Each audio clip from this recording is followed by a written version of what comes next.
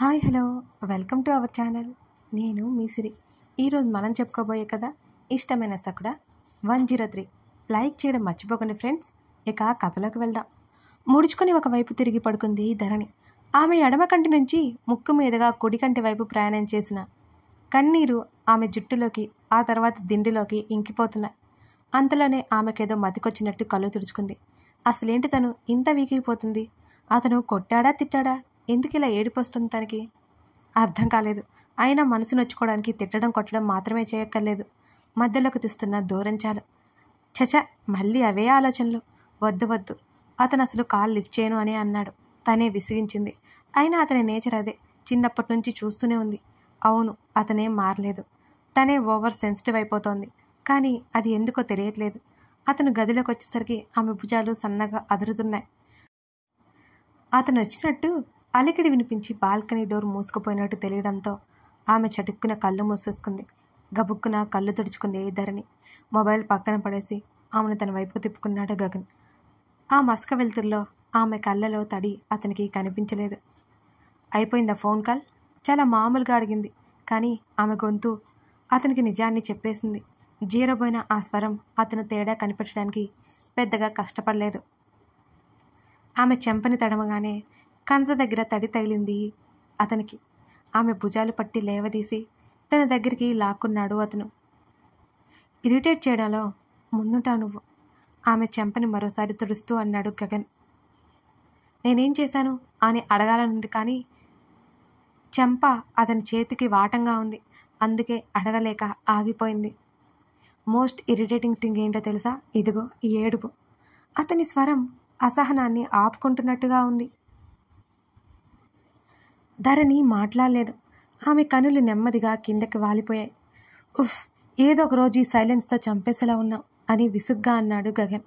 ఆ మాటకి కలవరంగా చూసింది అతని వైపు. ఆమెను వదిలి వెనక్కి వాలి కళ్ళు మూసుకున్నాడు. చెప్పలేనంత కోపం చిరాకు అతనిలో ఎక్కువగా ఉన్నాయి. ఇంకాసేపు అలాగే ఉంటే ఖచ్చితంగా ఆమెని హర్ట్ చేసినా ఆశ్చర్యపోక్కర్లేదు అనిపించింది అతనికి. అసలు ఆమె ఎందుకు ఏడుస్తుందో తెలియట్లేదు. ముఖం ముడుచుకుని అతని వంక పరిశీలనగా చూసింది ధరణి. అతడి కనుబొమ్మలు మరింత చిక్కగా ముడిపడి ఉన్నాయి. అప్పుడప్పుడు కదులుతున్న అతడి దవడ కండరం అతనిలో అసహనాన్ని బహిర్గతం చేస్తోంది చాలా స్పష్టంగా. ముందుకు వంగి అతని ముఖంలో ముఖం పెట్టి సారీ అన్నది ధరణి. ఆమె నుంచి అతను వినాలి అనుకోలేదు. ఆమె చెప్పాల్సిన అవసరం కూడా లేదు. కానీ ఆమె కనిపించింది. ఇద్దరి మధ్య అమెరికాలు పోవాలంటే క్షమాపణ చెప్పినా తప్పులేదనిపిస్తుంటుంది ధరణికి. పూరీల పురాణం ఆపి నోరు మూసుకుని పడుకో అన్నాడు. అతని స్వరంలో వెటకారానికి ఆమె ముఖం మరింతగా ముడుచుకుపోయింది ఆ క్షణం. అయినా సరే ఆమె ఊరుకోలేదు. అసలు తీరిక లేకుండా పనిచేసి మరీ అలసిపోయి వచ్చాడు తను. అంతలోనే మరి కాస్త చిరాకుని అనిపించింది ధరణికి. చిరునవ్వులు వెదజల్లాల్సిన ఈ గదిలో చిరాకులు పరాకులకి కారణం తనేగా. మరి కాస్త ముందుకు వంగడంతో ఆమె జుట్టుముడి ఊడిపోయి టక్కున అతని మొహం మీద పరుచుకుంది. మూసి ఉన్న అతని కళ్ళకి మరింతగా చీకటి కప్పేసింది. ఆమె జుట్టు తీసేయాలని అతని చేతిని అడ్డుపెట్టాడు. ఆమె అతని చేతిని ఆపింది. అప్రయత్నంగా ఆమె చేతి వేళ్ళు అతని చేతి వేళ్ళ మధ్య చిక్కుకుపోయాయి. తన కురుల చాటు చేసుకొని సారీ అని మరోసారి చెప్పి అతని అధరాలకు తన అధరాలను అందించింది. అతని చెయ్యి అప్రయత్నంగా ఆమె తల వెనక్కి చేరిపోయింది. మరొక చెయ్యి ఆమె చేతిని మరింతగా పట్టేసుకుంది. ఆ కురుల చాటు చీకటిలో ఇరు జతల అధరాల యుద్ధం మరింత మౌనంగా సాగింది. అతని కళ్ళు తెరుచుకున్న మరుక్షణం ఆమె కనులు మూసుకుపోయాయి.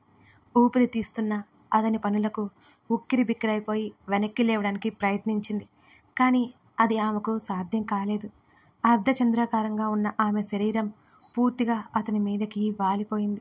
అతను వదిలిన మరుక్షణం తను ఏం చేసిందో గుర్తుకొస్తుంటే సిగ్గుతెరలో తనని కమ్మేస్తుంటే చటుక్కున అతని గుండెల్లో ముఖం దాచుకుంది ధరణి. ఈసారి నాకు బాగా నచ్చింది, బట్ నేనే యాక్సెప్ట్ చేయట్లేదు అన్నాడు గగన్. ఏం? ఆమె స్వరంలో ఒకలాంటి గారం. చేసావన్నీ చేసి సారీలు పూరీలంట ఒప్పుకోవాలా? ఆమె జుట్టు సరిచేస్తూ అన్నాడు గగన్. కానీ ఆమె క్యూట్ పనులు నచ్చేస్తున్నాయి అతనికి. ఆమెలో ఈ కోణం ఇంకా ఇంకా నచ్చింది. నేనేం చేయలేదు అన్నది వెనక్కి సర్దుకుని జుట్టు పైకి పెట్టేసుకుంటూ ధరణి. ఏం చేయవనే కదా నా బాధ. అతని చూపుల్లో మాటల్లో కూడా అర్థం గ్రహించి వెంటనే అతని నోటికి చెయ్యడ్డు పెట్టింది. అతని కళ్ళు నవ్వుతున్నాయి, ఆమె పెదవులు బిగుసుకున్నాయి. నేను కూడా నీతో పాటు వచ్చేస్తాను అన్నది నెమ్మదిగా చేతిని వెనక్కి తీసుకుంటూ. ఎక్కడికి? ఆమె చేతిలో కనిపించకుండా గోరింటాకు చూస్తూ అడిగాడు. 2 చేతులు అతని ఛాతీ మీద పెట్టి దానిపైన గడ్డం మోపి అతని మొహంలోకి చూస్తూ, ఎక్కడికైనా అలా అతని కళ్ళలోకి చూస్తూ చెప్పింది ధరణి. ఆమె జుట్టులోకి చేతిని పోనిచ్చి నెమ్మదిగా వేళ్లతో కదపగానే ఒకలాంటి పరవశం కలిగే ఆమె కనులు అరమోడ్పులయ్యాయి. నిన్ను తీసుకెళ్ళి నా ఎదురుగా కూర్చోబెట్టుకుని ఏం చేయాలి అని అడిగాడు గగన్. మరి ఆ రోజు ఎందుకన్నావు ఆఫీస్ అది ఇది అని? నాకు 2 months ఎక్స్పీరియన్స్ ఉంది తెలుసా నీకు? ధరణి ఉక్రోషంగా అడిగింది అతన్ని. చాలానే ఉందన్నమాట ఎక్స్పీరియన్స్ అన్నాడు. వెటకారమా నీకు? అర్థమైంది అతనికి బాగా లోన్లీగా ఫీల్ అవుతోందని. ముందు ఇదిగో ఇక్కడ నుంచి చెత్త తీసేస్తే బాగుపడతావు ఆమె బుర్ర మీద వేళ్లతో పొడుస్తూ అన్నాడు. ఎస్, ముందు వేస్ట్ మ్యాటర్స్ పక్కన పడే. అయితే వద్దా? నేను వస్తావా? ఆమె మరింత ముద్దుగా అడుగుతుంటే ఆమె బుగ్గలు వత్తి పట్టుకున్నాడు సున్నితంగా. చెప్పాగా పియ్యే అని. అన్నది చిన్ననాటి అనుభవాలు గుర్తు చేసుకుంటూ. ఎప్పుడో చిన్నప్పుడు తను హోంవర్క్ చేయడానికి కూర్చుంటే తప్పు రాసినప్పుడల్లా తల మీద ఎన్నిసార్లు కొట్టాడో. ఎలా మర్చిపోతుంది తను? అస్సలు మర్చిపోదు. ఇప్పుడు మళ్ళీ ఆమె ఊహల్లో ఆ సీన్ రిపీట్ అవ్వగానే ఆమె పెదవులు ఉక్రోషంతో అదిరాయి. ఏంటి? పూర్తిగా తన మీదకి చేర్చుకున్నాడు ఆమెని.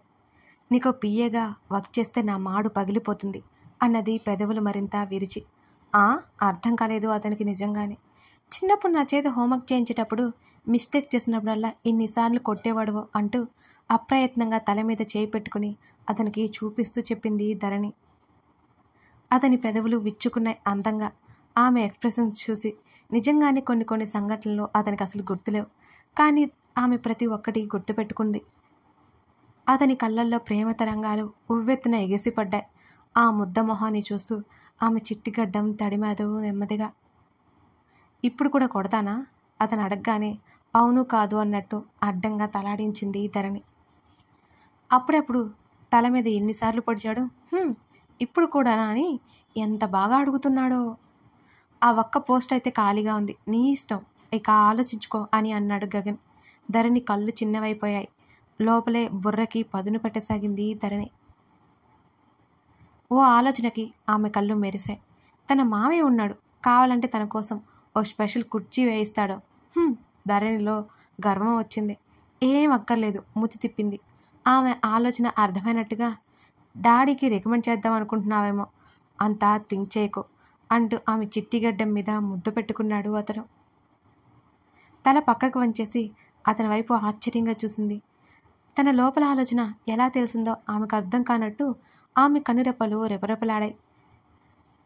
చెంప మీదకు జరుగుతున్న జుట్టుని మరోసారి వెనక్కి తోసుకుంది ధరణి.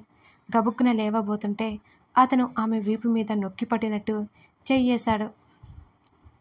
తను పైకి అని ఉంటుంది, లేకపోతే అతనికి ఎలా అర్థమై ఉంటుంది? ఏం, నేను మావయ్యకి చెప్తాను అన్నది పెదవులు బిగించి. నా పర్మిషన్ లేకుండా అక్కడ ఏమీ అవ్వదు, ఇది మోసం, ధరణి అరిచింది. నాకు ఇలాంటి మోసాలు చేయడం చాలా ఇష్టం అన్నాడు గగన్. కొత్తగా ఉన్నాయి అతని మాటలు. ధరణి ఆశ్చర్యంగా చూసింది. నువ్వు బాగానే ఉన్నావా? అతని నుదురు మీద అరచేయి వేయడానికి తీసుకెళ్తుంటే ఆ చేతిని మరోసారి తన వేళ్ల మధ్య బంధించాడు గగన్. ఆమె కంఠం దగ్గర ముఖం దాచేసుకున్నాడు. సుగంధ ద్రవ్య పరిమళం ఆమె మేను నుంచి బహిర్గతమవుతున్నట్టు అనిపించింది అతనికి. ఒకలాంటి మత్తి ఏదో అతన్ని ఆవహించినట్టు అనిపించింది. అతని మీదపు గుచ్చులకి గిలిగింతలు పుట్టి గబుక్కున అతని మీద నుంచి ధరణి పక్కకు జరిగింది. వారి నవ్వులు సన్నగా వినబడుతుంటే ఏదో మేఘంచాటు ఉన్న చంద్రుడు వెంటనే బయటకొచ్చి తొంగి చూశాడు. కానీ ఆ కిటికీ కట్టన్ తావివ్వలేదు. నిరాశగా ఉన్న ఆ శశిని చూసి చిరుగాలి ఫక్కున నవ్వినట్టు అలా వచ్చిపోయింది. దాని అల్లరి చూసి చెట్లు కూడా నవ్వినట్టు అలా అలా కదిలాయి. చిన్న చిన్న కలహారు వారి కౌగిలి మధ్య కనుమరుగైపోయాయి. ఏవో ఆలోచనలు వారి అన్యోన్యతను చూసి పారిపోయాయి.